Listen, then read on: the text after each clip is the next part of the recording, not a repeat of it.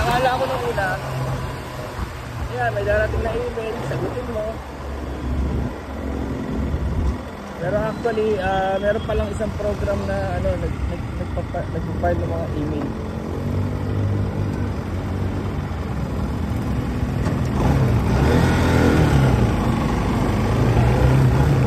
May isa palang program na nagpa-compile ng email within 24 hours. Kasi 24 hours yung time para sagutin yung email nila eh.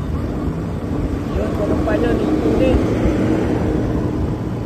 Minsan sa isang shift nga namin, may ano, may tawag ito. Sabihin na natin 1,000. 1,000 yun, sasagutin ng diba? Puro mga 100 na katao sa isang shift ha. 1,000 na yun.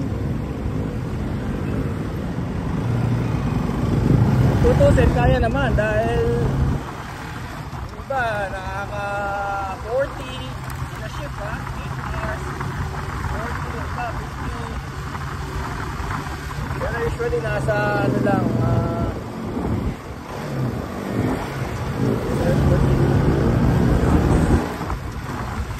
per hour, mga ganon, 6 per hour or 7 per hour. Pero siyempre nagmamadali ka, madali ka rin magkamali. Remember, meron quality, no? Sabi ko yung quality. So yun, mas madali talaga yung non-voice experience ko kasi naka 6 months na ako dun sa voice, tapos ito 6 months na rin sa email. So, kinausap ko nga yung leader ko, gusto ko na try ng iba. Kasi nga alam mo yun, Bitcoin, may Bitcoin din kasi sa amin eh. Parang gusto ko lang malaman ko legit ba yun o marami bang nag-invest doon. Kasi yung Bitcoin parang hindi na yung dumadaan sa bangko eh. Automatic daw eh. May mga kumpanya tumatanggap doon as legal tender. So pagka ganun, hindi ka na mag-aantay ng mga 3 days sa bangko, di ba? Tapos hindi ka na magbayad ng mga bank charge. Yun ang ano yung Bitcoin. So yun, gusto ko rin malaman sana yun kung paano yun nag-work. Kaya last meron din kami mga Zoom naman yung parang sa meeting yung video meeting. Meron din gano'n. Tapos meron kami mga work from home.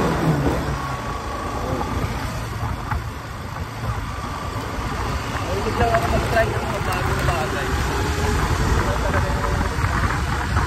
Kahit na okay na sana, no? Kasi kung 6 months ka na doon sa isang account, dapat nakakabisado mo na, hindi ka masyado mahirapan.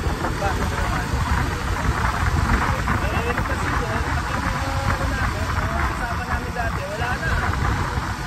Nagpuro na rin sila, yung mga nagpuro sa amin. Walis na rin sila, lumipat sa ibang company. Tapos yung iba, lumipat sa ibang outsourcing yun. Kaya yung tao gusto mag-grow, mag-move ka eh. Kaya pwede ma-stack sa iyo isang kung talaga mag-forecasting ka naman, may forecasting ka, alam mo na kung anong dati kararatan mo na 3 years from now, alam mo na kung anong mangyayari sa iyo sa account na yun o sa kumpanya na yun. Kasi alam mo naman sweldo mo eh. Tsaka alam mo naman yung rate of increase. So pag may negative ka pa, yun ayaw yung mga kasama ko na utang, kasi may utang eh. Kaya regular na pwede na ng utang. Bakit yung sahod mo? Bakit yung pagkain mo? Yun, ang lalaki daw ng kanta sa sweldo, alas wala na silang sweldo, no? Tapos yun nga, na-restriction na sa company kasi kapag may binabayaran sila mo,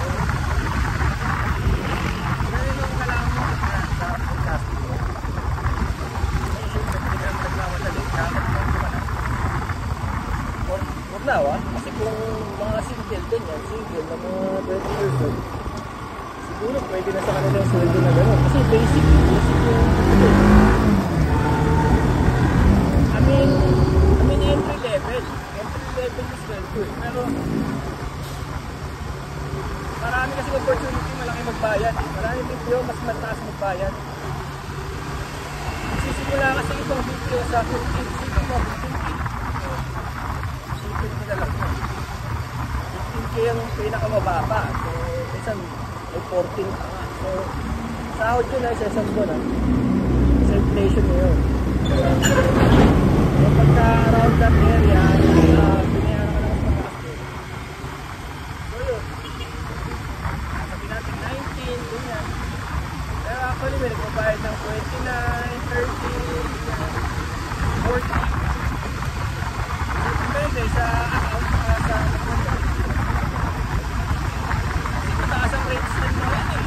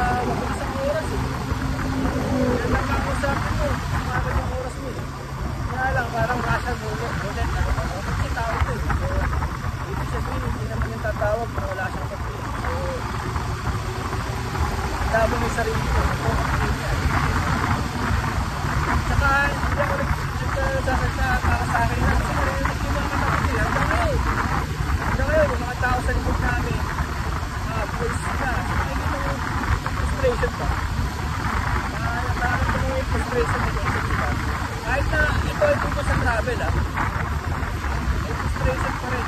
Kahit bawa, may bagyo, cancellation booking, may itinerary, no? Ilipat na yun. Ilipat yung booking itinerary. Tapos, pag hindi mo mailipat, dahil sa bagyo, siyempre, walang travel, no? Paano kung ano makapunta? Kasi hindi ka na hotel, hindi ka na makapunta sa bansa na yun. So, ipaparepand nila yung pera nila, diba? Gagawa ka ng paraan ngayon na mairipad yung pera sa credit card, ganyan. Ano ba? Tapos, paano? Eh, dahil may bagyo nga, may problema talaga yung mga system, no? Hindi, gagalit talaga yung mga.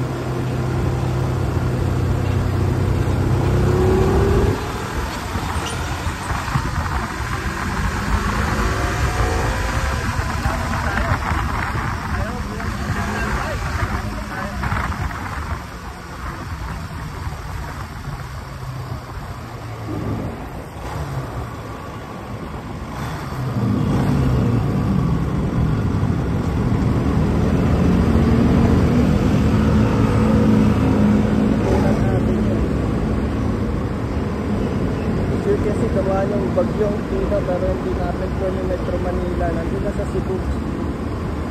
Wala talaga kasi continulan lang dito. That's good, no? Dahil diba may show tayo sa Sabado eh. Yung Sabsaban 2025, a Christmas exhibit sa Centro Leona Galleria Museo, DP Street, Marikina Heights. So may Infant Jesus Academy. Dali ako ron. Mahilig kayo sa art, sa kayo.